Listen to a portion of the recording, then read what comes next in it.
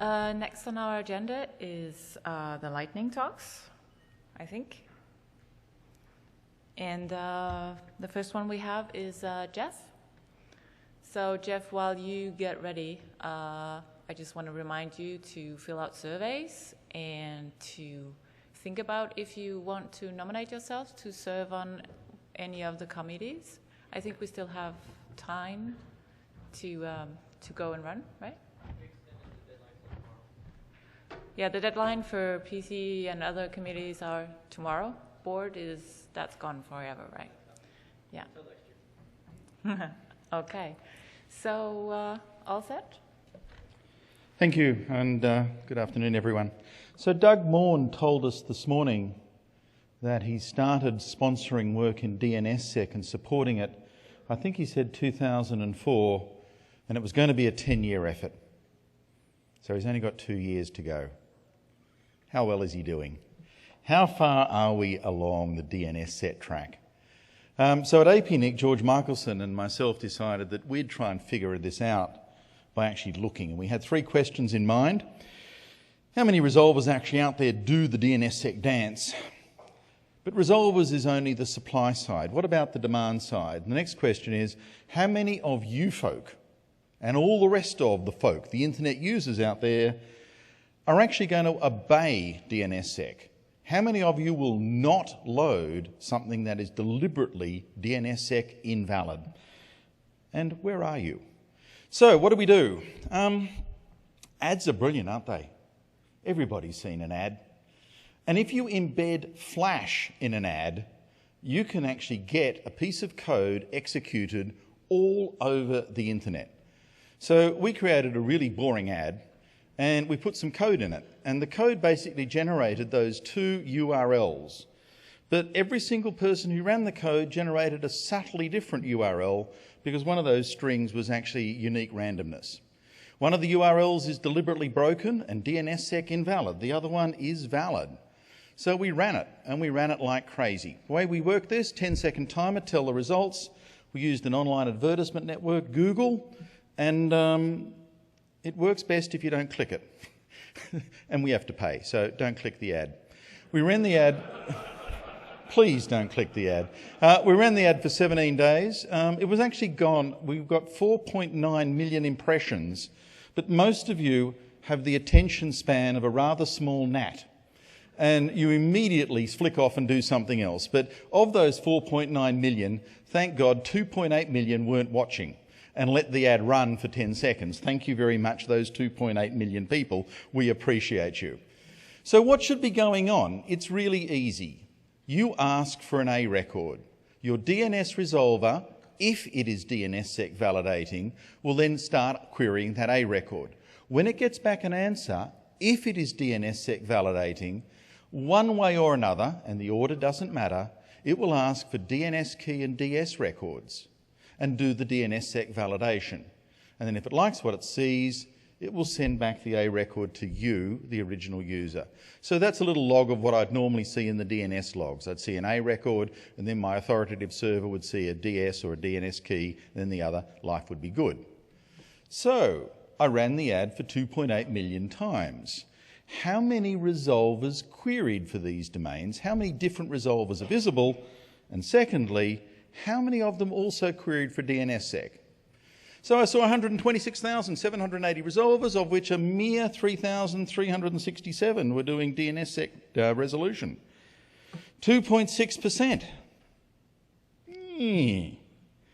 Then someone said, hang on a second, that's a bit crap, and it is. Because the one thing you folk do in DNS land is make life unbelievably complicated. You think home networks are a piece of crud, go and have a look at the infrastructure of the DNS and the way you chain resolvers together. And what you find is there are DNS recursive validators hanging behind non-validators and so on. How do you tell the difference? How do you tell the mess that's behind the resolvers you're looking at? So what we actually found is that the folk who are doing DNSSEC validation send me the DNS key query really quickly, and folk who are forwarders don't. So if I look at the time distribution, and there it is on a logarithmic scale, there's a really big peak at just under a second. So I put a filter in. If you ask me for a DNS key query within 3 seconds of the first time you ever get in touch with me, I'll believe you're a validator. Otherwise, you're lying. The numbers get worse. Only 2,277 resolvers look like being DNSSEC validating. But maybe it's lower than that. Because I had 2 tests, didn't I? I had one that was valid and one that was invalid. If you fetch the invalid object, you're not validating. And if the only resolver you're using is one that I thought was, I was wrong. So now I get back down to the real number. 126,780, only 2,123 do the DNSSEC validation dance, a mere 1.6%. How about the big guys, the professionals in this business? How well are you doing? Well, if you have more than 10 clients out there, 26,800 resolvers, slightly better results, 3.1% actually do DNSSEC validation. And of the folk who only have 1 or 2 clients behind them, a little bit worse, around 1%. So you'd kind of think the big guys do validation, don't you? You'd be wrong. That's the top 20 of the biggest resolvers I can see, with Korea on top. None of them DNSSEC validate except the DNS resolvers behind Comcast. Well done, Comcast, thank you. Everyone else, go figure. The ones who do DNSSEC validation, there's someone in the USA, there's someone in Ireland, there's someone in the Philippines. I was looking for someone else from the USA. I can't see them either. It is an amazingly eclectic collection of large resolvers, and they are scattered all over the world. So they're the list that actually do it. You're eating into my time. I'll answer you later.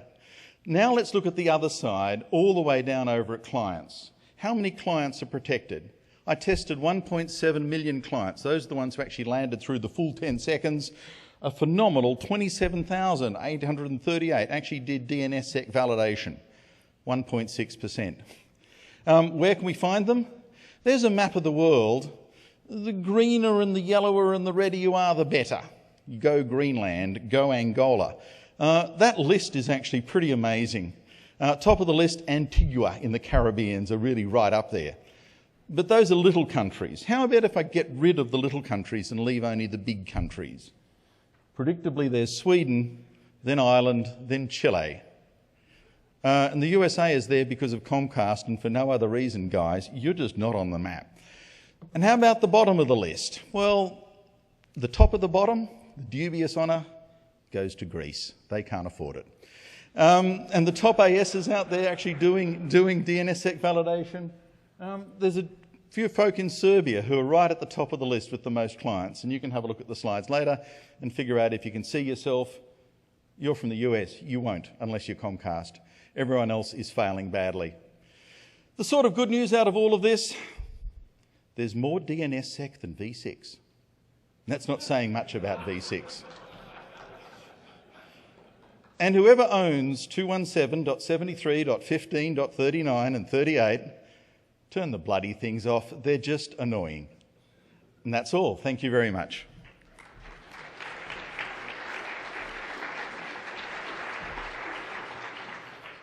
Patrick, you had a question? Sort of is, and it has its own country code. Yay. So we call it a separate country. Thank you. Thank you, Geoff. Ooh. Oh, there's another question. Tom Daly, Dyn Inc., DNS operator, NANOG member. I just want to make it known for the record that, Geoff, I take offense to your commentary about the complications of the DNS. It's been working quite well for over 20 years. Yes, you're quite right. So I would expect that when I give an answer back to a resolver on behalf of a client, the client wouldn't ask again in the next second, and again, and again, and again. It is amazing the broken bogosity that is today's DNS. And running 1.7 million experiments, my guess is around 200 folk got it right. And the rest, God knows what's going on. Thanks.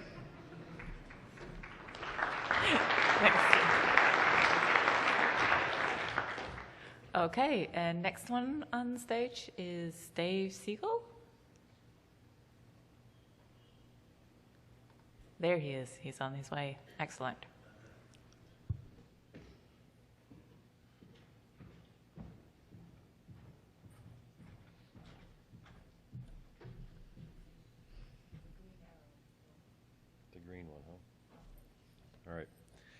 I thought I would take just a few minutes and give an integration update for a couple of pretty large networks that you guys might be aware of.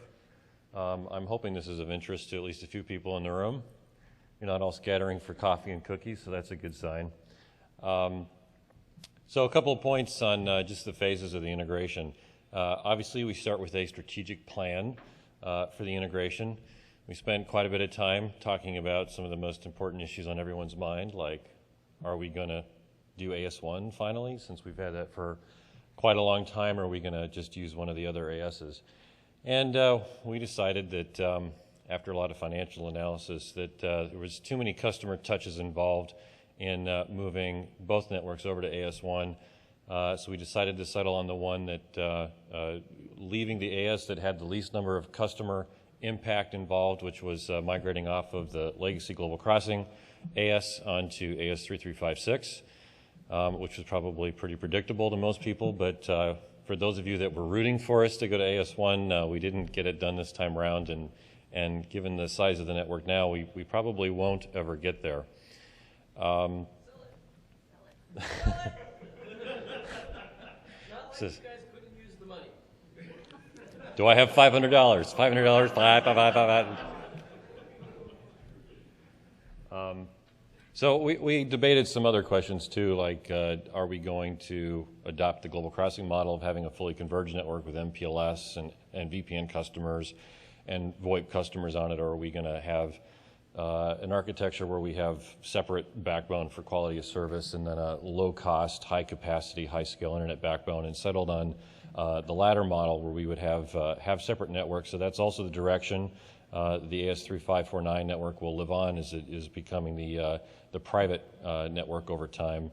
And so if you are a VPN customer or you have customers who are buying that service, the AS will still live on, the network will still live on, but it'll be scaled down as appropriate. The next phase was to reset the local preferences on the network, followed by, at later time, moving individual customer ports. There was a bunch of impacts from moving the customer ports that they would notice. One was obviously the routing table is going to change. Even though we use local AS and make it real easy for that migration to happen, suddenly the whole view of the internet changes from having 3549 in front to having 3356. And along with that comes some shifts in customer preferences. So lots of customers of 3356 will now look closer than they did before. Some will look further away, so that'll cause some traffic to slosh around. Another thing that will cause some traffic slosh is the fact that level 3 has all their router IDs numbered out of the 4.x address space, which means it's going to win more BGP tiebreakers. So if for no other reason than the fact that we win some more tiebreakers, once your port gets moved over, you might see quite a bit of traffic move over that was previously more evenly distributed across your other providers. And then last but not least, also there's some BGP communities that are a little different. And you should really, when you get your maintenance notification, look at the documentation that comes with that notification and identify how you might want to change your BGP communities if you're using some special features like backup only and things like that. Those announcements are going to need to change during the migration. Other than those pieces, everything else is going to remain pretty much the same, so you can still log into your customer portal and see all your stats. Your bill's not going to change, none of that stuff. We've taken care of all that. So the only mess that is really on the table during the migration is going to be the shifts that are pointed out here. For the next phase is going to involve uplinking entire routers over so that we can start moving customers around hundreds at a time from one AS to the other. That'll still involve local alias changes, so you won't need to be on the line when we do the migration, but there could still be the traffic issues that occur the evening of that migration, so you're going to want to keep an eye on the traffic. And so all the other issues that are associated with the port moves are also associated with the router uplink moves. And then the final phase of the migration will be a big flag day where the engineers all get drunk because we're scared as hell what's going to happen, and the entire AS changes for every remaining customer on the backbone. So current progress, strategic planning is complete. We finished that about 3 months after the integration, or after the acquisition happened last October. The BGP local preference change happened last November, so that's been in place quite some time now. The tactical planning around specific moves has been going on since April of this year, but I'd say it's really only started getting into a good rhythm in August. Now, we've only moved a handful of ports, like maybe a dozen ports, but we're expecting to move thousands of additional customers in just the next few months. So if you probably haven't seen a huge impact yet, but that's going to be coming real soon now. Another thing that we're doing is with particular big customers, which a lot of you are in this room right now. It's real important that we have a planning conversation about this. If you have 20 ports or more scattered across the country, or really even 2 ports on different sides of the country, and we decide to move one of your ports in one city and leave all the rest of the ports, that could potentially cause a lot of problems for you. And some early experiences have shown that this is the case even with some content customers where we wouldn't have expected the impact to be quite so negative. It's turned out to have very negative consequences. So please, my recommendation actually for complex customers that have lots of ports is talk to your account team and get in touch with them and manage your own migration from one network to another. That's bound to be much more effective than waiting for us to cut particular ports over in particular cities. And then the big flag day that I mentioned is tentatively scheduled for late next year. Now, you guys probably just delete your maintenance notifications you get from your carriers, I'm guessing? Yes? This one's, it might be hard to tell, this one's actually different than the normal one that you delete. This one has a little note down near the bottom that says, this maintenance is associated with a network groom, and there's a link to a page where you can get more information about what's going to change when the night that the maintenance takes place. So please keep an eye out for this special notification. We've put a hack in place inside the product team, which is the group that I work in, to notify the account teams when we've processed and approved a grooms package, which means you could get moved sometime in the next couple of months, just so that they have a heads up. But in case that fails, you definitely keep an eye out for the maintenance notifications. One other thing, that just an operational point and maybe also a training point for some folks as well. There was a gentleman who contacted me off the list who was having a lot of trouble getting his routing to work correctly. And he was kind of blaming it on the BGP community policy change that we made, where the level 3 network prefers the legacy global crossing network over other peers and vice versa, saying, well, you're overriding my BGP preferences and whatnot. And this is the topology that he had. It was a small wireless ISP, and he had a transit connection from Time Warner Cable, and then he had a much smaller transit connection to a tier 2 carrier who was buying from level 3 and from PCCW, and he was trying to get all of his traffic to come in through Time Warner Cable, and he couldn't figure out why that wasn't working correctly. So I worked with them, and we got things fixed to where his tier 2 upstream was finally sending us the BGP communities to tag his routes as being backup routes so that Time Warner Cable wouldn't be preferred. But of course, you can see based on the diagram, where the thick diagrams show the customer preference, which is always the highest. PCCW was still preferring this tier 2 carrier's routes. And of course, PCCW being a customer of the legacy global crossing network, that was preferred. And so level 3 was still sending traffic to this wireless ISP over that tier 2 carrier via GBLX and PCCW. Of course, tier 2 needs to also reset his local prefs against PCCW so that he's consistently a backup route.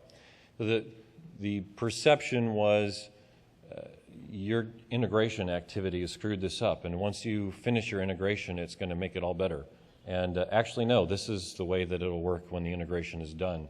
So, if you need any help with that, or you want to get more information, Please contact me, contact your account team, and if you have any other concerns or questions about the integration and how it'll impact you, whether you're a customer of a customer, or a peer, please feel free to reach out to me.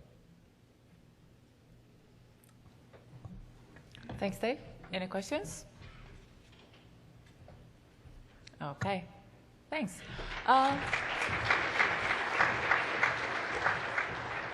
It's time for coffee, but before you run out to hit the machines, remember that after the break, we break out into, what do you call them, tracks.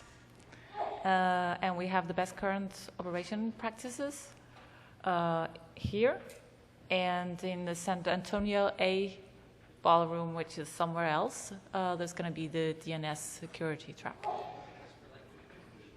What?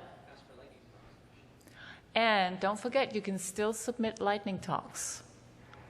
So submit, and sometime tonight we will close the voting and we'll decide who gets to go and talk tomorrow. Have a good